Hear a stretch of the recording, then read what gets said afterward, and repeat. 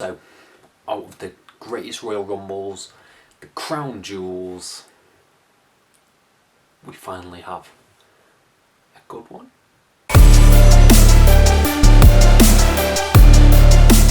Hello and welcome to FCTR, I'm Ian McQuaid, and today, yes, we are talking about Crown Jewel 2021.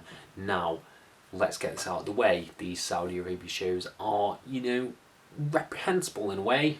I feel the same way about UFC going over there and doing the shows. It's not great in that regard, so I'm just going to get that out there straight away. Ethically, terrible. But as someone who talks about wrestling on the internet, I'm going to talk about this show as objectively as I can about the wrestling, the storylines, the progression, anything I can as a piece of entertainment. And to be honest, this was one of my favourite WWE shows of the year. What? How did that happen? Like, out of all the shows we've had this year, how is this one, in my opinion, so good? I don't know, I can't answer you. Maybe it's just because the matches were fun, they were energetic, they told stories, they had clean finishes, they had unique characters. It was everything that you would want in a wrestling show, sort of from top to bottom, apart from the awful nature of, blood money and stuff. So I'm going to run down a few things that I didn't like to start with. To be honest, the Mansoor vs Ali match didn't do it for me. I think it was okay. It was a Raw match, hometown pop, I get that, but I don't sort of like the way they're wheeling out Mansoor every Saudi Arabia show and then he's not featured again, because I think that's just as bad as not featuring him at all. It's like, why aren't we doing that for everyone else? Why are we just doing it for Mansoor? I don't think it's a positive sort of representation. Yes, it gets a massive hometown pop, but I think in the grand scale of things, it's a gimmick. They're using him as a gimmick, and I'm not a fan of that, personally. That's just me. And another low light for me was probably the Raw Tag Team match. I didn't enjoy that much, so it was okay. Didn't like the camels, get that out of the way, but people are laughing about the camels. I don't like the animals being involved when there's pyrotechnics nearby. We've seen it happen with Pharaoh in AEW, we saw it happen with the GOAT in AEW when Jacob Hager brought it out. I don't like them being that close to anything like that, and that just makes me uncomfortable. So when I saw the camels there, I was like, oh, for God's sake, no. Especially when the massive pyro goes up. Don't like that, takes me completely out of it. Completely out of it. I've ranted a little bit there, but it makes me angry. It makes me angry.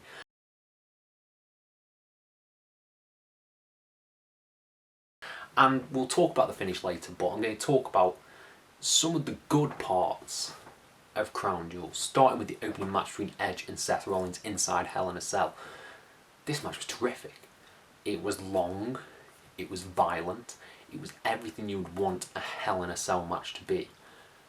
And it's probably the best men's Hell in a Cell match in ages, in absolute time, because Roman and Jay was good, but that was just sort of character based. It was more of a story. I don't really see that as a Hell in a Cell match. Plus I think their first encounter was actually better than their second. We've got the Braun Strowman Roman Reigns, we've got the Fiend Seth Rollins. There's not been many good men's Hell in a Cell matches at all in recent memory, but this was just terrific. It told a story, it had callbacks to the various matches and various people in each other's lives. I liked the unprettiest spot, and I liked the curb stomp to put away Rollins. I thought that was really cool, really good end to the match, and one of my favourite matches, maybe of the year for WWE, but it was topped later in the show. And shall we talk about that right now? We'll talk about the SmackDown Women's Championship match between Sasha Banks, Bianca Belair and Becky Lynch. Oh my god. I went into this match, I was a bit tired, and I was like, I can't be bothered. They came out in their sort of, overalls, but with a t-shirt on, and it looked a bit strange. Let's not get into that. But they turned it around completely. I was hooked on every second of this match. thinking I wasn't. And then it was just magic. There was some great near falls. I like the way they worked together in this. It really felt like a triple threat. It didn't feel like one of them went outside the ring and then the other two fought. It really felt like they were blending the offense in together, which was fantastic. Very reminiscent of the WrestleMania triple threat between Roman, Edge and Bryan, and even the Double or Nothing triple threat between Kenny Omega, Pac and Orange Cassidy. Been some great triple threat matches this year. I loved it. I absolutely loved it. I think, controversially, it might be my favourite women's match of the year in any promotion that I've seen. I absolutely loved this match. I can't say enough good things about it. I loved every character, every spot, and yeah, only thing I would have changed is maybe switch the title.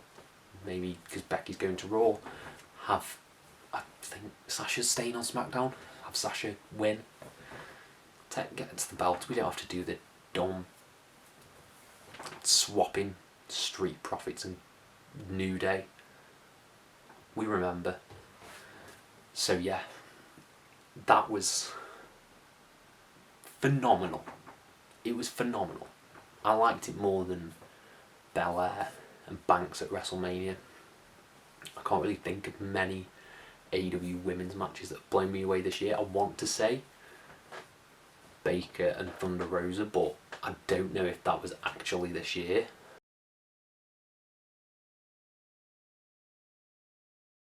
For some reason I feel like it is, but we'll see. So yeah, nothing but praise for that match. The King of the Ring stuff and the Queen's Crown, whatever you want to call it, the Queen's Crown stuff was terrible. It was really bad. I like Zelina Vega, but I don't think she should be winning. I think Doudrop should have had it. Make Doudrop a star. Zelina Vega has just been beaten consistently up until this tournament, so why put the crown on her? It does nothing. It does nothing for Zelina Vega other than make her look quite cool. Doudrop, I think, is the one who is being elevated after coming out of this feud with Eva Marie. So just Doudrop should have had it. Really. I really didn't like that stuff at all, to be honest. I thought it was a drag. They put so little care into the tournament as a whole.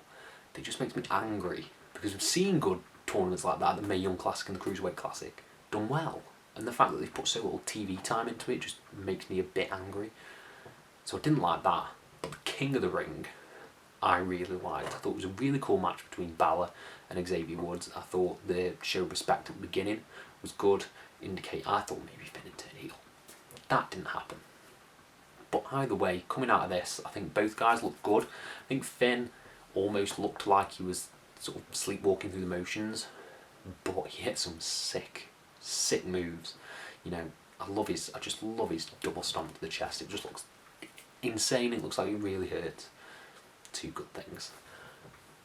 And Xavier won. Every fan wanted Xavier Woods to win, and he did. And it was great. It was really good. It was nice seeing him. He couldn't get a cape on. They both couldn't get a cape on. That was so strange. But he hit the flying elbow, pinned him. 1, 2, 3. Balor loses. Xavier Woods is the new King of the Ring. I hope he actually does something with the gimmick, though. I really do. And shall we talk about the main event? The main event between big, beefy boy Brock Lesnar and Roman, the Tribal Chief, Reigns, with Paul Heyman, like a jilted lover, stuck in the middle. This was really good for the majority of it. I love Brock.